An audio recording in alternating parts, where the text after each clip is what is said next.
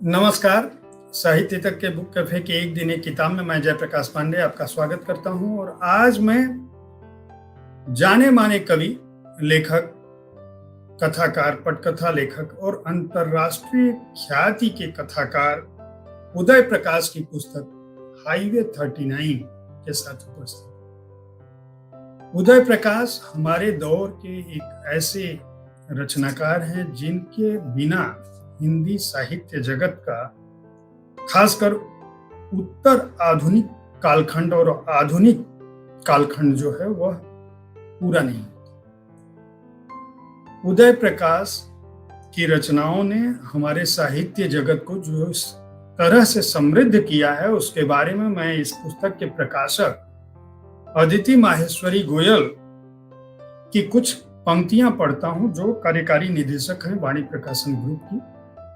उन्होंने लिखा है कि उदय प्रकाश की रचनाओं ने हमारे भारतीय साहित्य को उसी तरह समृद्ध किया है जैसे गैब्रियल गार्सिया मार्केज ने जादुई यथार्थवाद को, सिमोन द बोवार ने स्त्री विमर्श को, जूलिया क्रिस्टेवा ने जेंडर के सामाजिक ध्रुवीकरण को ध्वस्त करने की प्रक्रिया को, और सैल्वाडोर डाली ने अति यथार्थवाद द्वारा जीवन की सांसारिक और एक ढर्रे की दृष्टि को खंडित करने की प्रक्रिया को ध्वस्त किया। कुल मिलाकर उदय प्रकाश वह प्रस्थान बिंदु हैं जिसने हिंदी साहित्य में प्रचलित विचारधाराओं को कुछ विराम लेने और आत्ममंथन करने को मजबूर किया। उदय प्रकाश के साहित्य के समग्र मूल्यांकन के लिए भविष्य को इतिहास बनने की एक प्रक्रिया से गुजरना। आप समझ सकते हैं कि उदय प्रकाश की व्याप्ति हिंदी साहित्य जगत में किस स्तर पर है।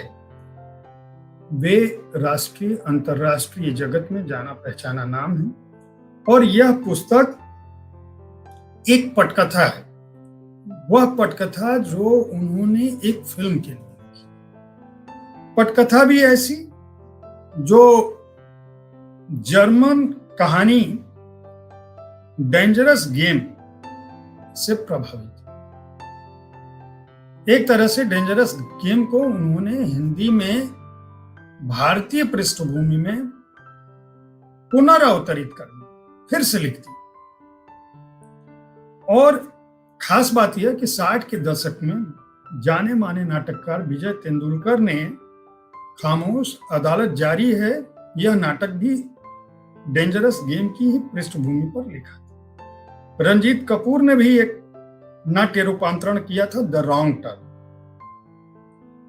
और अब हाईवे 39 यह जो है उदय प्रकाश ने फिल्म के लिए इसको अलग तरह से लिख दिया।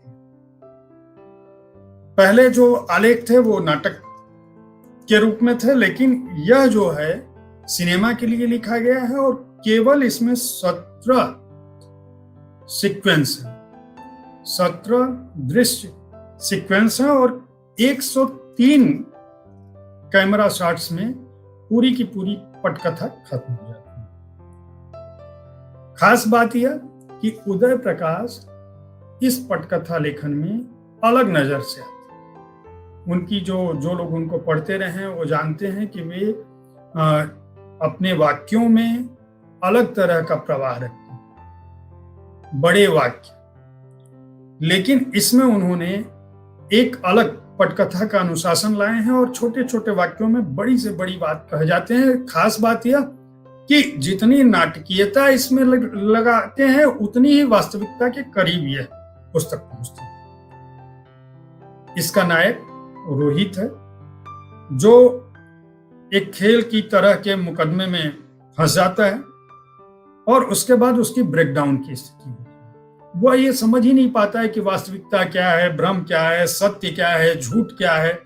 और जब वो इस दुविधा में फंसता है तो यही धुंध जो है वह चारों तरफ उसके व्याप्त है और इस व्याप्ति में वह समकालीन भी होता है और प्रासंगिक भी हो जाता है। और एक हमारे रोजमर्रा के जीवन में इस तरह की घटनाएं रोज आती हैं। और फिर जब रोहित अपने अंदर पहुंचता है, अपने भीतर से उस सत्य को पाता है, उजागर करने की कोशिश करता है, पा जाता है कि वाकई वो जो देख रहा है, जो उसको दुनिया को लेके उसकी जो सोच है, अपने आसपास के परिदृश्य को लेके, लोगों को लेके, कि सच झूठ जो द्वंद्व है उसका, वो जब खत्म होने को होता है तभी उसकी कार हाईवे पर दुर्घटनाग्रस्त हो जाती है और एक खाई में गिर जाती है। और इसके साथ ही सत्य की तलाश का वह स्वप्न जो है वो भी खत्म सा होने लगता है।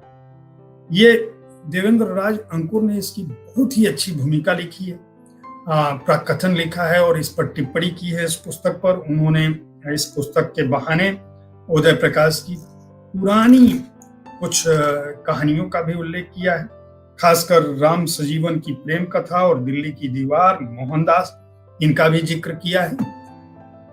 जिन लोगों को पटकथा लेखन को समझना हो, फिल्म की स्क्रिप्ट कैसे लिखी जाती है यह समझना हो, या जो लोग इसे मंचित करना चाहते हो, या नाटकों को समझने, मतलब यह पुस्तक रंगमंच के लिहाज से, फिल्म के लिहाज से, फिल्म के लिए तो लिखी ही गई है, कथानक के लिहाज से भी एक उम्दा पुस्तक है। इस पुस्तक को खरीदा जा सकता है। इसका मूल्य है 199 रुपए, पृष्ठ संख्या है 136। और मैं पहले ही बता चुका हूं कि इसका प्रकाशन वाणी प्रकाशन ने किया है। वाणी प्रकाशन अलग अलग विधाओं की अलग अलग तरह की पुस्तकें प्रकाशित करता रहा है। बहुत सारी नई परियोजनाओं के साथ वह लोगों के सामने आते हैं और बहुत तरह की पुस्तकें प्रकाशित करते हैं। इस पुस्तक के लिए भी वे बधाई के पात्र हैं। उम्मीद है साहित्य तक का यह एपिसोड आपको पसंद आया होगा। इस कार्यक्रम में आप किस तरह की पुस्तकों की चर्चा चाहते हैं, इनके बारे में अपनी राय से हमें जरूर अवगत कराएं। हमारी कोशिश होती है कि अलग अलग विधाओं की पुस्तकों के साथ आपके पास पहुंचे, ताकि आपको अच्छी पुस्तकों के चयन में सुविधा हो। अपनी राय से हमें अवगत कराना न भूलें। आपकी राय हमें हमारे कार्यक्रम को बेहतर बनाने में मदद करती है। कोरोना का समय है, इसलिए सावधानी आवश्यक है। बहुत आवश्यकता नहीं है तो घर से बाहर न निकलें। अच्छी किताबों को अपना दोस्त बनाएं। कल ठीक इसी समय मैं किसी ऐसी ही एक पुस्तक के साथ आपके पास फिर उपस्थित होऊंगा। तब तक देखते रहें साहित्य तक। धन्यवाद।